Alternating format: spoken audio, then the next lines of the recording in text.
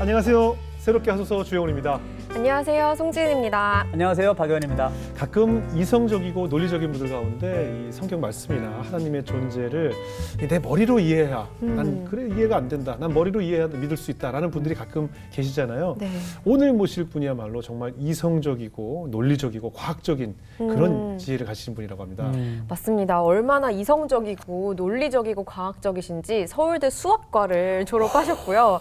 미국 UC 버클리에서 수학 박사 학위를 그리고 하나님의 신비하고 초자연적인 일들을 경험하시면서 또 네. 목회자로 전향하신 분이라고 하십니다. 네. 오늘 이분을 통해서 정말 하나님께서 우리 인생에 어떻게 개입하시는지를 네. 더 깊이 경험할 수 있을 것 같습니다. 자, 바로 모셔보겠습니다. 고성준 목사님 나오세요. 어서 나오세요. 안녕하세요, 목사님. 네, 반갑습니다. 잘 되시죠? 반갑습니다. 네, 반갑습니다. 안녕하세요. 소개를 듣고 봐서 그런지 왠지 저 어렸을 때 수학 선생님하고 닮으신 것 같아요. 왠지 그런 수학 것도 선생님 많네요. 같은 맞아요. 느낌이 딱 듭니다. 근데 아까 소개 보니까 정말 화려하시네요. 그 서울대 수학과 UC 버클리에서 또 수학 박사 학위까지. 저희는 꿈도 꿀 수 없는 그 수학이 제일 쉽던가요? 어린 시절에 어떠셨어요? 아니 하나님이 한 가지씩은 재주를 주시는 것 같아요. 예. 그리고 주 선생님은 노래 예. 또 음악에 재주를 주셨듯이 네네. 그냥 잘하는 거 하나씩은 주시는 것 같아요. 어렸을 때부터 원래 수학을 풀면 쉬워요? 수학이 이렇게 네. 푸는데 어지럽지 않고요? 예. 그냥 적성에 가장 잘 맞았던 것 같고 예. 또 제 아버님도 서울대 수학과 교수로 계셨는데 그 유전자가 있네요. 그래서 어려서부터 보고 자란 게 있어서 그런지 그냥 적성에 맞았어요. 제가. 근데 목사님 그 수학하면 뭔가 논리적이잖아요. 아무래도. 예. 그런 것이 좀 목회에 도움이 되나요?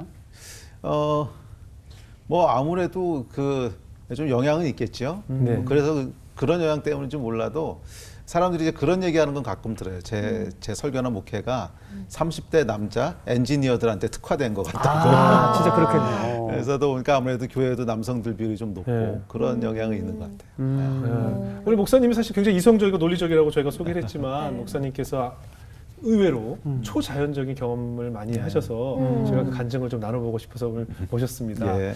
일단 아까 소개한 것처럼 서울대를 수학과 어려운 전공을 하셨는데 서울대에 나오면 우리 많은 그 서울대를 목표로 공부하고 있는 학생들이 전국에 다 있잖아요. 그렇죠. 모두가 목표는 서울대잖아요.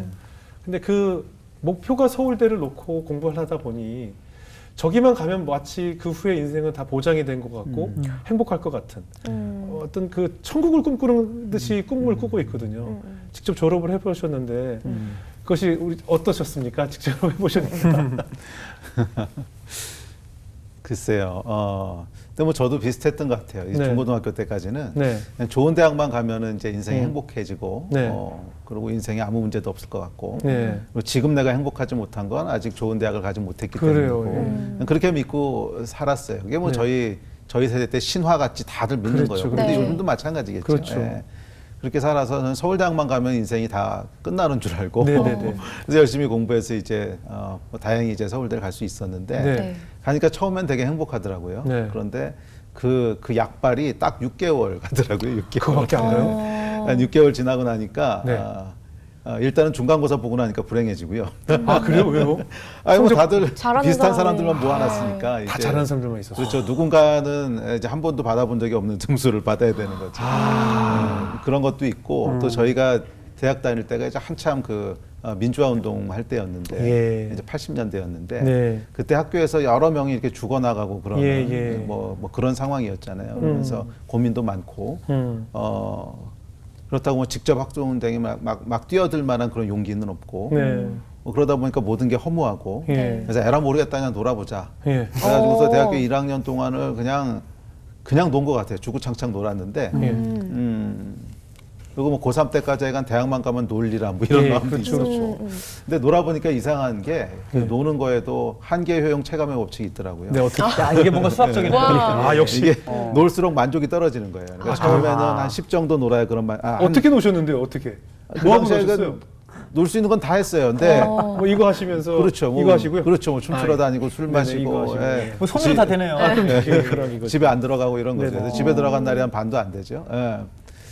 그런데 이게 갈수록 만족이 떨어지는 거죠. 네. 그래서 강도가 세지지 않으면 똑같은 정도의 만족을 얻을 수 없는 그게 이제 그렇죠. 한계용 체감의 법칙이잖아요. 그러니까 네. 한 1년 정도 지나고 나니까 네. 할 수 있는 게 없더라고요. 할 수 있는 게 없고 그러면서 아주 깊은 인생의 허무를 맛보게 되는데 하나님이 하신 것 같아요. 그래서 네. 굉장히 허무한 시간들을 보내면서 예. 아니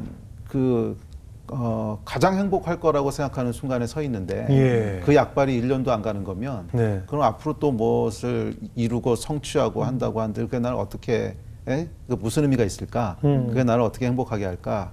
하는 것 가운데 아무런 해답을 찾을 수 없었어요. 네. 그래서 한 1년 정도 지나고 나서는 깊은 허무감 가운데 있는데 그때 이제 제 선배 한 명이 찾아와서 네. 이렇게 복음을 전한 거예요. 어.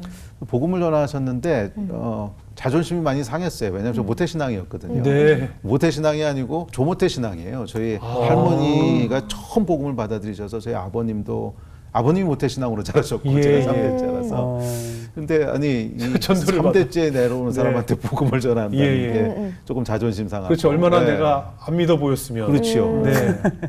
그러고 이제 그 자리에서 그래서 쿨하게 이제 알았다고 예. 그러고 돌아왔는데 집에 돌아와서는 계속 생각이 나는 거예요. 계속 생각이 나면서 밤에 자려고 누웠는데 잠은 안 오고 예. 그래서 일어나 앉았어요. 일어나 앉아서 기도를 시작했어요. 근데 기도는 안 했죠. 그 당시에 그러니까 크리스찬이 아니었으니까 네. 기도라고 해봐야 식기도 정도는 했을래나. 네. 그래서 기도를 시작했는데 뭐라고 기도를 시작했냐면 이렇게 기도했어요. 하나님, 나는 솔직히 당신이 계신지 안 계신지 잘 모르겠습니다. 네. 그런데 당신이 필요합니다. 정말 계시다면 날 좀 만나주시고 도와주십시오. 그런데 갑자기 눈물이 나오는 거예요. 그냥 왈칵 눈물이 쏟아지는데 그게 나중에 돌아보니까 성령께서 일하신 거죠. 네. 그래서 한 2시간을 펑펑 운 것 같아요. 펑펑 우는데 근데 뭔가 약간 제 안에 이런 작은 빛 같은 게 이렇게 들어오는 그런 이게 뭐지?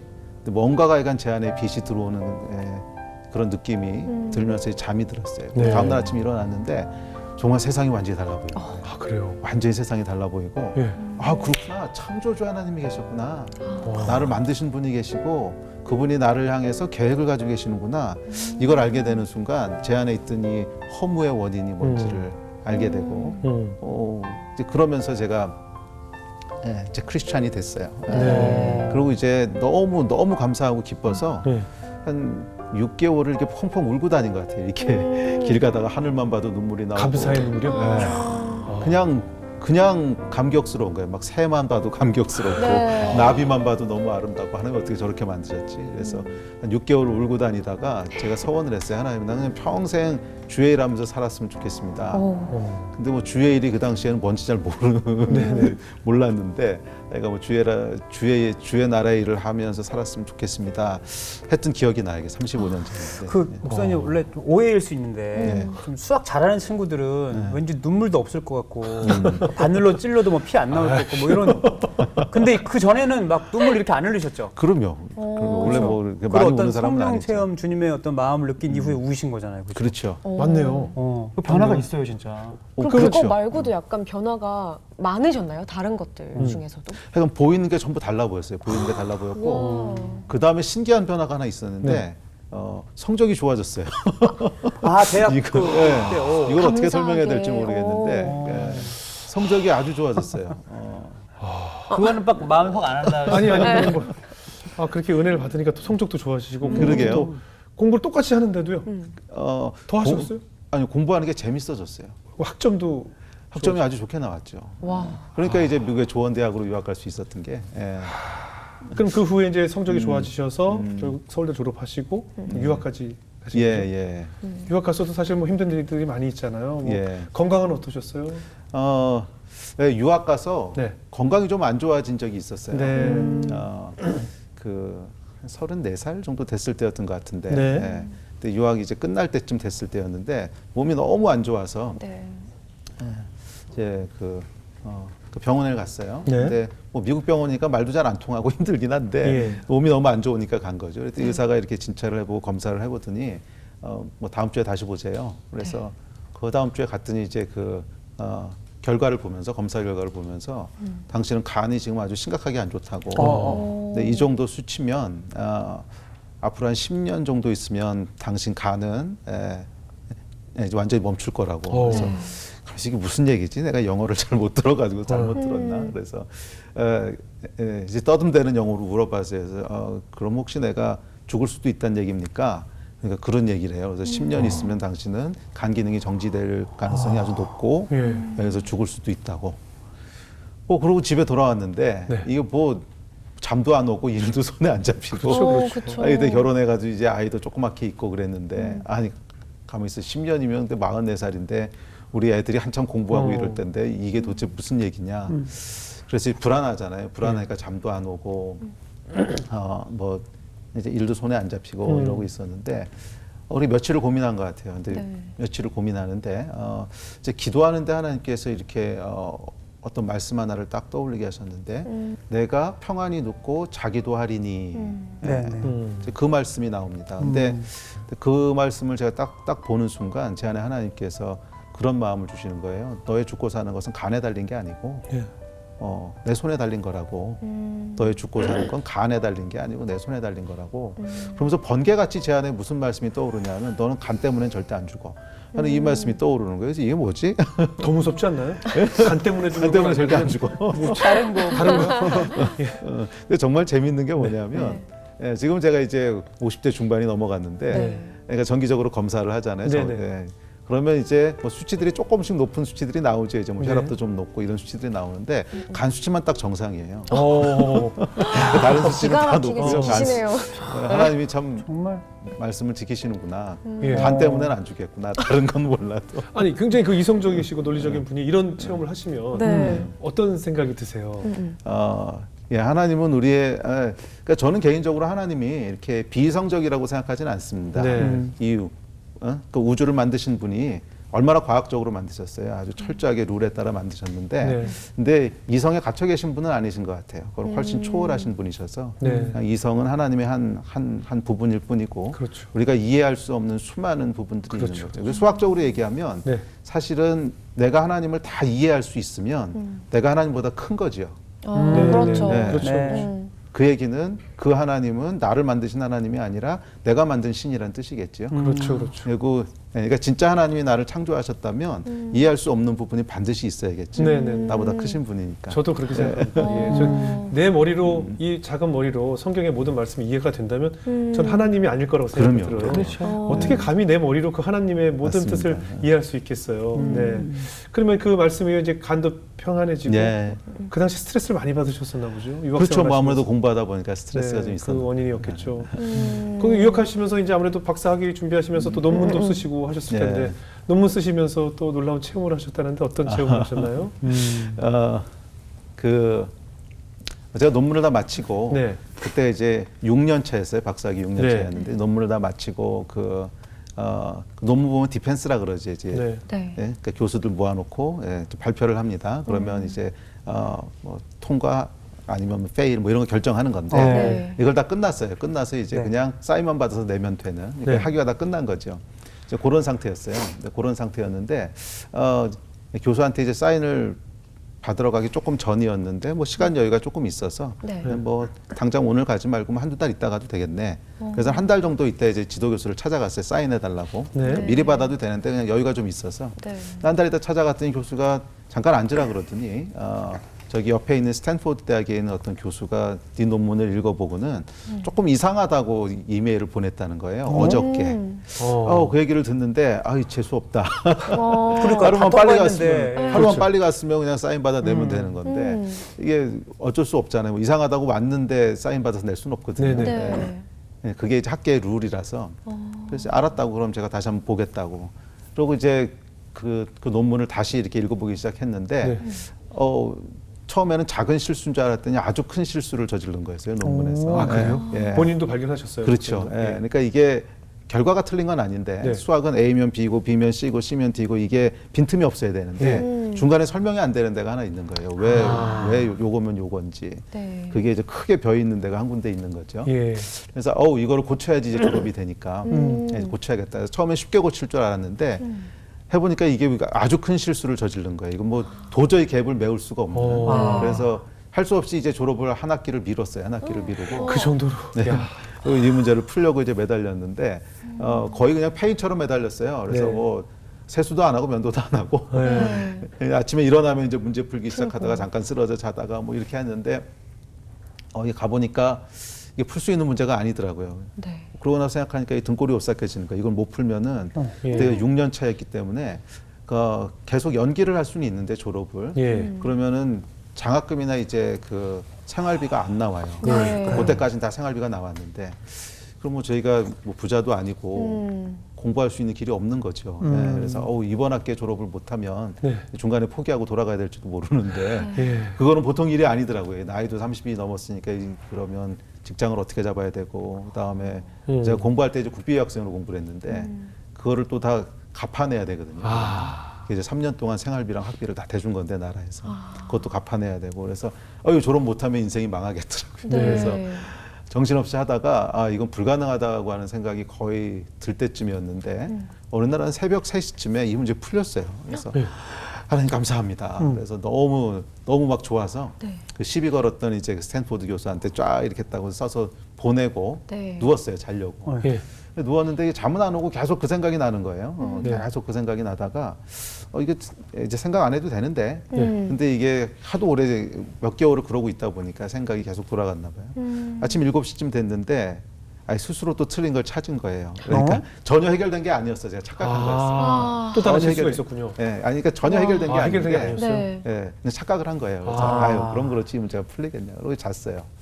잤는데 오후에 이제 한 1시쯤 일어나가지고서 이메일을 체크하려고 이렇게 켰는데 그 교수한테 교수님. 이메일이 온 거예요. 네. 그래서 congratulation 축하한다고. 어? 그러니까 이 사람도 착각을 한 거예요. 이분도 착각을 하신 거예요. 그분 대충 봤네. 대충 봤어. 그렇죠. 그래서 대충 보신 거야. 그래서 근데 그때 이제 무슨 생각이 올라오냐면 네. 그냥 넘어가 어, 이런 생각이 올라오더라고요. 그럴 수 있죠. 왜냐면 예. 그분도 뭐 어차피 오케이 착각한 있으니까. 거고 네. 결과가 틀린 것도 아니고 예. 뭐 중간에 설명 좀 안 되는 건데 그냥 넘어가면 모든 문제가 해결되잖아요.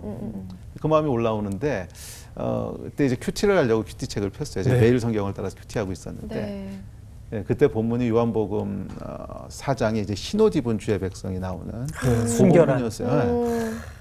하필이면 그 본문이었어요. 그래서 참, 예. 그 말씀을 읽는데 어떤 의문이 드냐면 아니 까만 옷도 있고 회색 옷도 있고 많은데 왜 주의 백성은 항상 흰 옷을 입고 있을까? 예. 이 생각이 드는 거예요. 네. 근데 하나님께서 이렇게 그림 하나를 딱 떠오르게 하시는데 어떤 그림이었냐면 이게 하얀색 와이셔츠에 예. 이렇게 잉크방울 하나가 딱 떨어지는 그림을 이렇게 딱 떠오르게 하시면서 예. 지금 뭐라고 말씀하시냐면 까만 옷이나 회색 옷에는 대충 뭐가 묻어도 안 보이지만 예. 흰 옷은 아주 작은 잉크방울 하나 눈에 보이지 않냐. 네. 나는 주의 백성이 죄에 대해서 이렇기를 원한다. 그 말씀을 그 아침에 주시는 거예요. 퀴즈를 하는데. 그래서 뭐 어떻게 합니까? 그래서 이제 뭐 부족해야지 어떡해요. 그렇죠. 그래서 이제 학교를 갔어요. 학교를 가서 네. 이제 지도교수 방을 이렇게 들어갔더니 네. 지도교수 이제 그 이메일을 받고 네. 그러니까 제자가 이제 고민하던 문제가 해결됐으니까 축하한다고 이제 그러니까. 사인해가지고 그냥 졸업하라고. 예. 근데 이제 이실직고를 한 거죠. 사실은 그게 아니고 제가 착각을 한 거고. 예. 네. 그래서 그 교수님도 사실 착각하신 거고. 그랬더니 이제 교수 알았다고 이제 가보라고. 그래서 나오는데 이렇게 다 끝났다는 마음이 들더라고. 이제 뭐 해볼 것도 더 없을 것 같고 그냥 집 사가지고 한국으로 돌아가야 되겠다. 그렇게 이제 나왔어요. 나와서 차를 몰고 집에 오는데 저는 지금도 잊을 수가 없는데 제 평생에 가장 강한 어떤 임재라 그래야 될까 하나님의 그러니까 차 안에 하나님이 이렇게 가득하신 것 같은 느낌이에요. 예. 꽉 찬 느낌 하나님이. 그러면서 저는 되게 소금 뭐라고 말씀하시는데 예. 제가 막 이 차를 타고 오면서 울다가 웃다가 혼자 부흥회를 막 하면서 온 거예요. 그리고 집에 돌아왔는데 전혀 아무 걱정도 안 돼요. 근데 제가 원래 그런 스타일의 사람은 아니거든요. 수학 전공했던 사람은 보통 그렇지 않습니다. 이게 네. 플랜 B가 있어야 되고 C가 있어야 되고 그렇죠. 없으면 불안하고 이런 스타일인데 이 플랜 B가 전혀 없는데 전혀 불안하지가 않은 거예요. 그래서 평안하고 야, 참 신기하다. 예. 그 불안한 건 결국 하나님이 함께 하시는 걸 몰라서 불안한 거구나. 상황 때문에 불안한 게 아니라 보통 이제 상황 때문에 불안하다고 생각을 했는데 네. 그게 아니고 하나님이 함께 계신 걸 몰라서 불안한 거구나 하는 걸 알게 하시더라고요. 그러고 한 일주일쯤 지났는데 네. 그 꿈을 꿨어요. 자다가.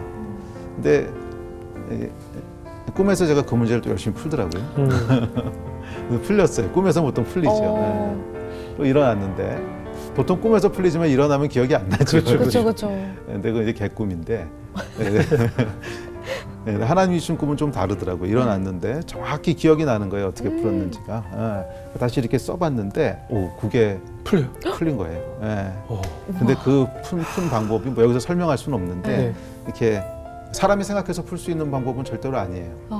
그러니까 제가 어떤 걸 증명을 해야 되는데 도저히 이거를 증명할 수 있는 방법이 없는데 그런 게 존재하는 걸 하나 이렇게 보여주신 거예요. 예. 네.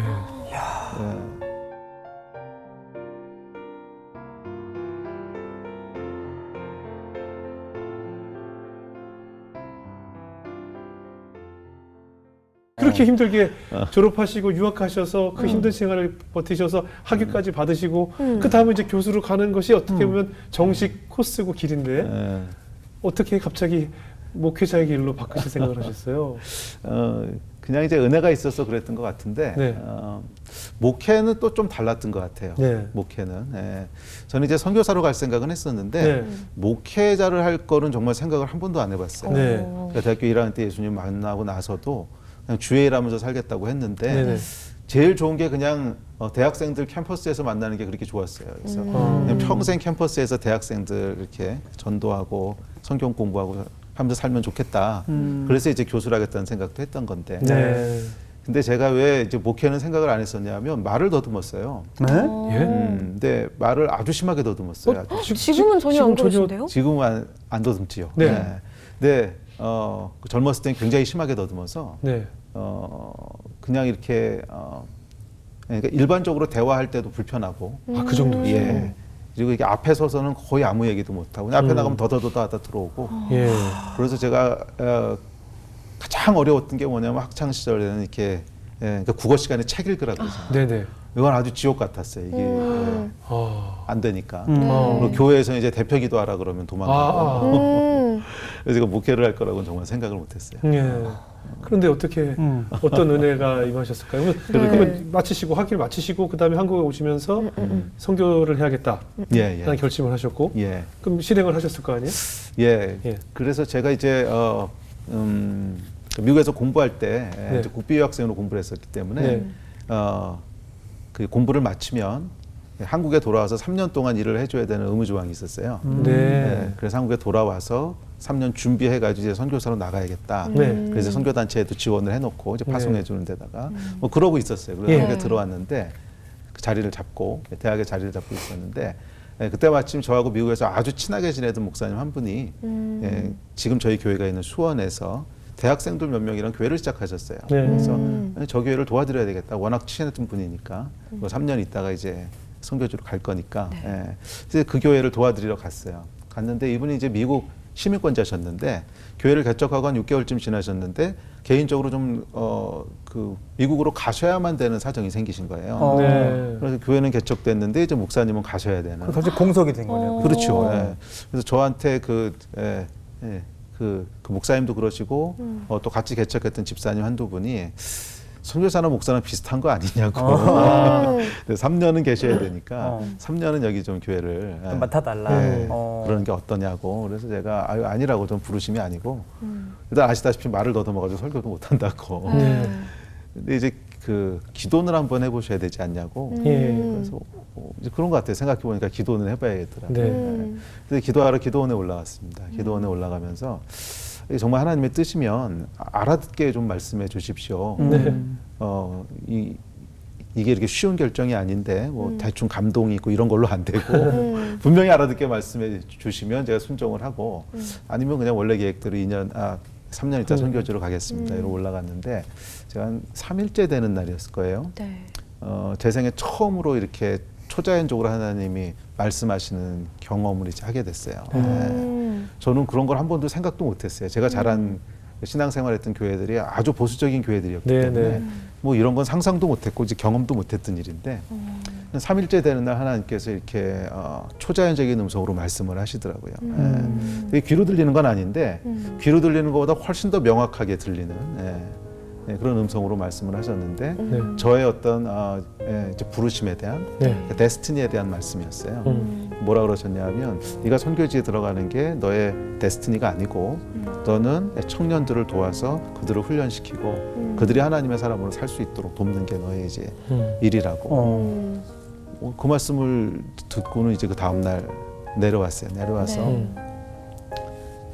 그렇게까지 말씀하셨으니까 순종을 해야죠. 그래서 이제 순종하겠다고 그게 맞는 것 같다고 그렇게 목회를 시작하게 됐습니다. 그때 기분이 어떠셨어요? 뭐가 뭔지 몰랐어요. 그냥 창졸간에 갑자기 교회를 맡게 돼서 그때 2월 달이었는데 신학교 알아보니까 3월 달에 이제 들어갈 수 있더라고요. 그래서 이제 부랴부랴 신학교 등록하고 그렇게 목회를 시작하게 됐어요. 너무 놀라셨을 것 같아요. 그렇죠, 그렇죠. 예. 그러니까 사실은 굉장히 이성적으로 살던 우리 목사님에게 하나님의 음성을 제대로 들을 수 있는 그런 기회들이 계속 생긴 거네요. 예. 말을 많이 더듬으셨었나 봐요. 오늘 많이 더듬었죠. 어느 정도? 상상이 안 가요. 뭐 이렇게 앞에서는 뭘 할 수 없었어요. 저희가. 그 지금도 아마 말을 더듬는 자녀들 때문에 예. 아마 고민하시는 부모님들도 계실 아, 거란 예, 말이죠. 예. 그러면 경험을 해보셨으니까 목사님은 어떻게 고치셨는지 일단 예.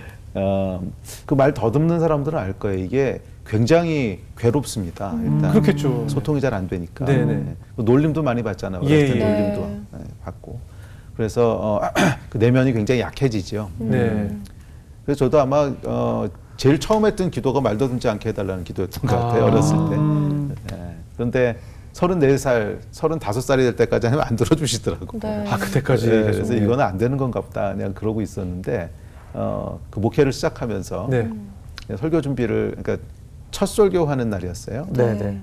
토요일 저녁이었는데 이제 설교 준비를 다 끝내놓고 얼마나 네. 긴장이 되셨어요? 두렵죠. 첫 그러게요. 설교니까 한 번도 해본 적이 없는데. 네네. 근데 설교가 문제가 아니고 말 더듬는 게 더 네, 문제더라고요. 그렇죠. 그래서 밤에 잠을 잘 수가 없었어요. 긴장이 되니까. 네네. 그래서 밤새도록 하나님한테 이제 떼쓰는 거죠. 하나님 도와주십시오. 살려주십시오. 뭐 그러다 새벽에는 투정도 나오더라고요. 왜 나만 미워하십니까? 말 잘하는 사람들 많은데 왜 나를 붙잡아다 이런 거 시키십니까? 뭐 그러다가 이제 새벽이 되니까 살려달라는 기도가 나오고. 예. 그래서 아침에 어쨌거나 시간이 돼서 9시였던 것 같은데 설교를 하러 갔어요. 그래서 네. 가서 강단에 섰는데 정말 거짓말 같은 일이 벌어졌어요. 정말 거짓말처럼 네. 순식간에 말 더듬는 게 없어졌어요. 설교 시작하니까 안 더듬어요? 순식간에 없어졌어요. 저도 놀라고 저희 집사람도 놀래고 그게 지금부터 20년 전인데 그 20년 동안 한 번도 말 더듬어 본 적이 없고 말을 너무 기억을 잘하고 이게 뭐지? 그러니까 저는 지금 말 더듬는 것을 어떻게 고치셨나를 좀 네. 듣고 싶었는데 그냥 하루아침에 하루아침에 단번에. 끝났어요. 이게 뭐 설명할 수가 없네요. 그렇죠. 그러니까 그냥 설교를 한순간에 끝나고 정말. 나서요. 설교 시간에 안 더듬었는데 네. 설교 마치고 나와서는 어땠어요? 계속 안 계속 더듬- 지금 잘하잖아요. 그러니까 그 이후로 쭉 더듬은 적이 그래서 없어요. 더듬은 거 한 번도 없어요. 사모님도 놀라셨겠다. 그렇죠. 네. 정말요. 사모님도 보시면서 진짜 안 더듬네 이거잖아요. 보시는 사모님이 당신 왜 이렇게 그럴 수가 오히려, 오히려 놀라셨겠네요. 어떤 깨달음이 오시던가요? 이제 그 사건을 겪으면서 하나님이 아주 중요한 거 하나를 알려주셨어요. 네. 그게 뭐냐면 부르심에 대한 건데 부르심이 이제 데스티니라 그러는데 데스티니에는 이렇게 돌파하는 하나님의 능력이 있다는 거예요. 네. 근데 왜냐하면 하나님의 계획이기 때문에 사람의 계획이면 막을 수 있지만 네. 예, 그렇죠, 그렇죠. 하나님의 계획을 누가 막겠어요. 그래서 부르심 가운데로 들어가면 네. 장애물들을 하나님이 이렇게 치우시는 능력이 있다는. 그래서 성경에 보면 그런 장면들이 많이 나오잖아요. 출애굽한 백성들이 그 이제 홍해가 앞에 가로막혀 있기도 하고 네. 또 이제 가나안 땅 건너갔더니 여리고성도 있고. 네. 근데 하나님의 계획은 어쨌거나 가나안 출애굽해서 가나안 땅까지 들어가는 거잖아요. 네. 네. 근데 그 앞에 있던 장벽들을 다 무너뜨리시죠. 홍해도 네. 가르시고 여리고도 무너뜨리시고. 근데 그게 하나님의 그 능력이신 것 같아요. 그래서 우리 개인도 마찬가지인 것 같아요. 개인도 나를 하나님이 어디로 부르셨는가 하는 것을 알고 거기에 순종해서 가면 그러면 그걸 할 수 있는 능력들은 그냥 하나님께서 이렇게 주시는 것 같아요. 그래서 그게 제가 배운 것 같아요. 그래서 어떻게 보면 목회나 설교는 제가 제일 못할 거라고 생각했던 부분이거든요. 네. 근데 하나님께서는 사람의 능력을 가지고 일하시는 분이 아니시고 네. 능력은 다 하나님께 있는 거고 네. 그냥 그 계획에 순종해서 따라오는가 하는 걸 보시는 것 같아요. 예.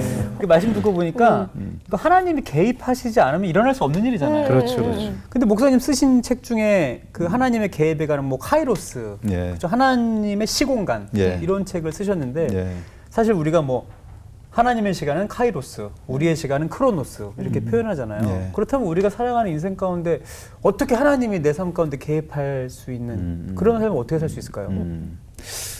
사실은 그 책을 쓰게 된 이유가 있었어요. 그 책을 쓰게 된 이유는 제가 이제 수학을 전공했잖아요. 네. 네. 근데 하나님이 이제 보이는 세상과 보이지 않는 세상을 다 창조를 하셨는데 보이는 세상을 이렇게 과학적이고 합리적으로 만드셨다면 보이지 않는 세상에도 뭔가 원리가 있지 않을까? 그러니까 우리가 이해를 못하고 있어서 그렇지.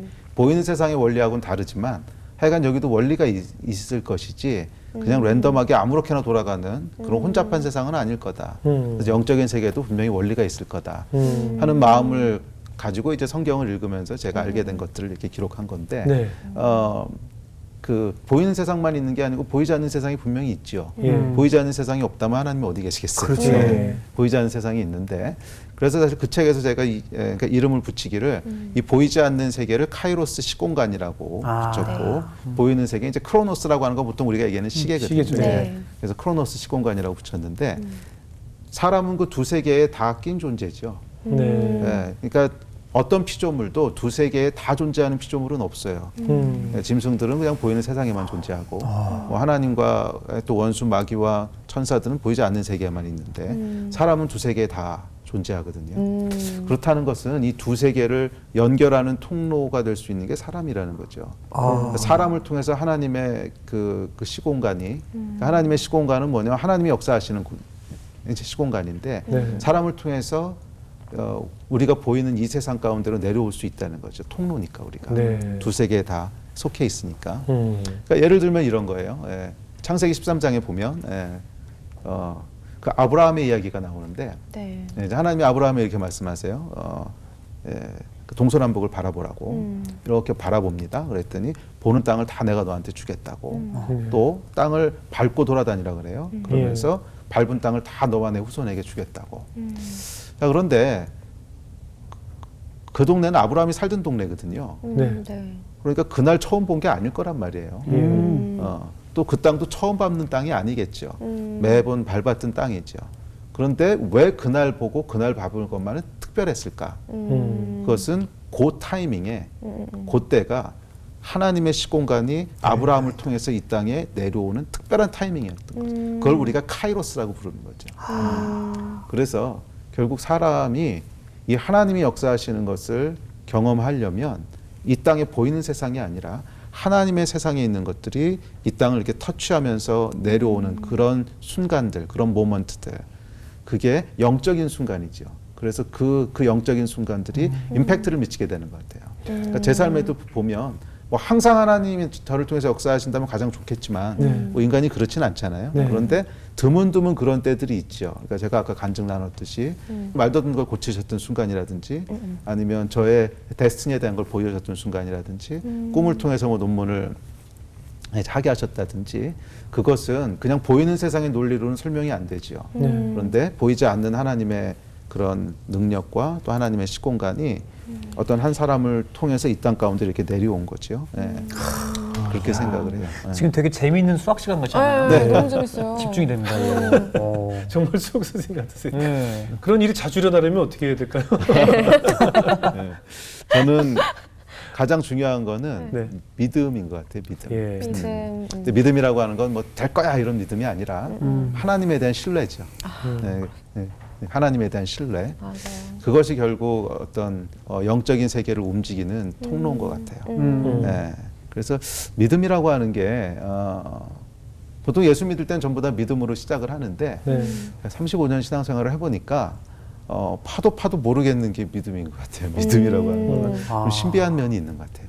믿음으로 우리가 그 병이 낫기도 하고 믿음으로 기적이 일어나기도 하고 믿음으로 초자연적인 현상들을 경험하기도 하는데 믿음이라고 하는 게 이 카이로스의 시공간을 크로노스 시공간 안으로 끌어오는 어떤 열쇠가 아닌가 그런 생각이 좀 들더라고요.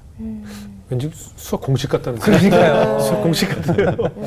많은 크리스찬들이 늘 하나님께 울부짖는 질문 중에 하나가 나는 하나님을 이렇게 열심히 믿고 열심히 신앙생활하고 열심히 헌금하고 열심히 하나님 사랑하는데 왜 나에게 자꾸 이런 일이 생깁니까? 라고 왜를 가장 많이 묻잖아요. 예.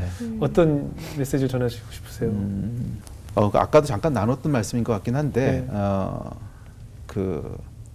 우리가 사는 세상은 뭐 어쨌거나 하나님을 떠난 사람들의 세상이기 때문에 네. 그냥 일상이 다 불의한 것 같아요. 그러니까 네. 하나님 입장에서 봤을 때는 네. 이렇게 의로운 세상이 아니라 모든 일상들이 다 불의한 세상인 거죠. 네. 그러다 보니까 억울한 일도 당하고 네, 맞습니다. 뭐 그렇지 않습니까? 사실 음주운전 내가 한 건 아닌데 피해는 내가 봐야 되고 네. 이게 사실 되게 억울하죠. 그리고 네. 이해도 안 되죠. 네. 또 어떻게 보면 그래서 하나님이 죄를 미워하시는 것 같아요. 죄는 죄를 짓는 사람이 그 죄값을 다 받는 게 아니라 그러네요. 죄는 그 사람이 짓는데 피해는 다른 사람이 보니까 피해자가 불의한 보죠. 거잖아요. 네, 네. 죄는 우리가 졌는데 예수님이 십자가를 지셔야 네. 돼요. 네, 네. 그러니까 불의한 거죠. 그러니까 공의로운 하나님과 잘 안 맞는 것 같아요. 그래서 네. 그러니까 공의로운 하나님께서 죄를 미워하시는 것은 네 죄에 대한 책임을 네가 다 지는 것이 아니라 네. 누군가 다른 사람이 져야 되는. 예. 그래서 결국 이 땅에서 살아가는 삶은 그냥 불의한 삶인 것 같아요. 억울함이 일상이고 그냥 불의한 게 일상이고. 근데 하나님께서 그런 것들을 좀 사용하셔서 네. 사용하셔서 우리의 어떤 믿음을 더 키우시는 것 같아요. 그 카이로스 그 책에도 제가 썼는데 네. 우리의 혼과 영에 아주 큰 차이점이 있습니다. 혼은 이해하려고 하는 것이고요. 영은 그냥 믿는 거예요. 이해가 돼서 따라가는 것이 아니라. 그러니까 믿음이라는 얘기를 한번 생각해 보면 이해가 되는 건 믿을 필요가 없죠. 그냥 이해하면 되는 거죠. 믿는 거는 이해가 안 됐을 때 믿는 거죠. 그렇죠, 그렇죠. 이해가 안 되니까 믿는 건데. 그렇죠. 근데 사람들은 어떤 상황이 생기면 이해하려고 그러는 거죠. 네, 맞습니다. 그래서 계속 물어봅니다. 하나님 왜 이렇습니까? 왜 이런 억울한 일이 맞아요. 생깁니까? 이해가 안 됩니다. 맞아요. 근데 그건 우리의 혼이 계속해서 작동하는 거고 영은 믿는 거죠. 그러니까 하나님께서는 그게 전부 다 이해가 된다면 믿음이 설 자리가 어딨냐. 그렇죠. 그게 다 이해가 되면 그냥 이해하는 거지 믿음은 어디다 쓸 그게 거냐. 정답이네요. 맞아요. 네. 그래서 하나님께서는 이해되지 않는 상황을 일부러 허락하시는 건 분명히 아니에요. 선하신 네. 분이니까. 그렇지만 그런 상황을 사용하셔서 믿음이라고 하는 걸 계속 키우시고 하나님을 신뢰하게 하시고 그래서 그 아까도 제가 말씀드렸지만 이해할 수 있는 상황만 쭉 살아온 사람은 믿음이 자라지를 않는 것 같아요. 이해할 수 없는 상황을 계속 살아온 사람이 그 상황 가운데 하나님을 계속 신뢰하면서 그 이제 믿음이 자라는 거고 그리고 우리의 영혼 육이 참 비슷한 것 같아요. 하나님께서 다 그러니까 동일한 하나님이 창조하셨기 때문에 네. 우리의 몸도 계속 사용하면 어떻게 됩니까? 강해지죠. 네. 근육도 생기고 혼도 마찬가지인 것 같아요. 혼도 계속 사용하면 혼이 강해져요. 논리적이 되고 생각도 잘하게 되고 예. 영도 마찬가지인 것 같아요. 영도 계속 사용하면 강해지는 거죠. 근데 불의한 상황 가운데 있을 때가 영이 사용되는 순간인 것 같아요. 이해될 수 있는 순간에는 그냥 혼만 사용하면 되는데 이해될 수 없는 순간이 오면 혼을 아무리 사용해도 해답이 안 나오거든. 그럼 그때는 하나님 앞에서 믿는 수밖에 없거든. 네. 그래도 하나님 내가 신뢰합니다. 이런 상황일지라도 하나님 실수 안 하십니다. 그래도 하나님은 제일 좋은 거 주시는 분이십니다. 그래도 하나님은 절대적으로 좋으신 분이십니다. 이 고백을 하는 게 믿음이고 그 믿음을 통해서 우리의 영이 계속 강해지는 것 같아요. 그래서 영이 성장하는 것 같아요. 명확한 답을 얻은 것 같아요. 정말 그 명확하네요. 머릿속에 막 그 부호가 막 그려지네요. 그렇죠. 막 루트랑 갑자기 막 느낌표 막 당구장 표시가 막 지금 막 머릿속에 엄청 나오고 있어요. 당구장이 아, 이거 이제 느낌표 있잖아요. 당구장 표시 있잖아요. 중요 표시. 예, 중요 표시 있잖아요. 땡땡땡. 예. 지혜 씨 오늘 어땠어요? 그 많은 비전에 대해서도 궁금했고 또 특히 네. 이렇게 배우자 기도하는 분들 말이에요. 네. 배우자 기도할 때 누구 만날 때 덜컥 만나면 안 돼요. 이렇게 기도를 많이 해야 되는 잠잠히 거잖아요. 예, 잠잠히 기다려야 기다려야 되는 거예요. 그죠? 네네. 오늘 말씀 듣고 어떠셨어요? 아니 제가 요즘에 삶 가운데 물음표가 떴던 부분들이 있었거든요. 네네. 근데 그런 부분 중에서 모든 것들을 여기서 답을 사실 답을 잘 주셨어요? 들었어요. 예. 근데 오늘 좀 많이 든 생각은 세상은 사랑은 기브 앤 테이크라고 하잖아요. 네네. 근데 하나님께서는 저희한테 그냥 기브 앤 기브 사랑을 네. 하고 계셨는데 우리만 하나님한테 내가 이거 주시면 사랑하겠습니다. 이거 네네네. 주시면 믿겠습니다라는 자세로 딜을 나 하고. 혼자서만 맞아. 줄다리기를 하고 있었던 것 같다는 생각이 들고 맞습니다. 좀 정말 목사님께서 해주신 말씀처럼 잠잠히 하나님께서 하실 일들 기대하면서 믿음으로 나아가야겠다라는 네. 생각이 들었습니다. 맞습니다. 예. 우리 박영 목사님 어떠셨어요? 오늘 목사님이랑 이렇게 대화 나누는데 제가 그 학창 시절에 떠오른 게 뭐 수학을 진짜 못하고 어려웠거든요. 네네. 그러니까 저는 이 정답지가 옆에 없으면은 불안한 거예요, 항상. 문제를 풀면서도. 네네. 근데 우리 인생에는 정답지가 없잖아요. 네, 그래서 오늘 맞습니다. 말씀드리면서 야, 우리 인생의 진짜 해답지는 우리 주님밖에 안 계시는구나. 그러니까 목사님을 통해서 더 깨닫게 된 것 같아요. 그렇죠. 우리 어렸을 때 늘 끼고 다녔던 수학의 정석 그런 거 끼고 있었죠. 다녔잖아요. 예, 그걸 공부하면 뭔가 든든했고. 전과 뭐 이런 예, 거. 전과 여러 가지. 전과 너무 오래된 얘기예요. 예. 아시잖아요. 예, 전과 초등학교 때 얘기고요. 네, 네. 이제 정석은 고등학교 때 보는 책이고. 제가 그 개념을 다릅니다. 잘 모릅니다. 제가. 네. 네, 네. 그 정석도 색깔이 있었어요. 네, 맞아요, 맞아요. 빨간색이 네. 있고 초록색이 있고 단계가 단계가 뭐 있어요. 있는 예. 거죠. 실용이 있고 기초가 있고 다 있었듯이 문제를 그것이 이제 그것을 다 풀고 나면 든든하잖아요. 그렇죠. 시험에서 뭔가 시험이 올 때 내가 잘 맞출 수 있을 거라는 든든한 마음, 이번에 성적이 좋을 거라는 기대, 그런 기쁨이 있었거든요. 맞아요. 그 참고서도 나에게 그런 기쁨을 주었었는데 우리에게 주신 하나님의 정답은 성경이잖아요. 성경으로 내가 든든하게 어떤 시험이 와도 어떠한 고난이 와도 이겨낼 수 있는 답인 성경을 우리가 갖고 있으니 아멘. 그것을 뭐 공부하니 공부 아니 늘 말씀처럼 늘 영혼의 양식으로 먹는다면 어떤 시험에서 두렵지 않을 거라는 믿음이 생겼고요. 저도 궁금했던 모든 그런 이 수학도 못 푸는 이 머리로 어떻게 하나님을 이해할 수 있겠다 그런 생각 들면서 오늘 목사님 말씀이 많이 은혜가 됐습니다. 앞으로도 목사님 하시는 그 목회에 하나님이 늘 함께 하시길 응원하겠고요. 저희도 항상 감사합니다. 기도로 동행하겠습니다. 오늘 나와주셔서 고맙습니다. 네, 감사합니다. 감사합니다, 목사님. 고맙습니다.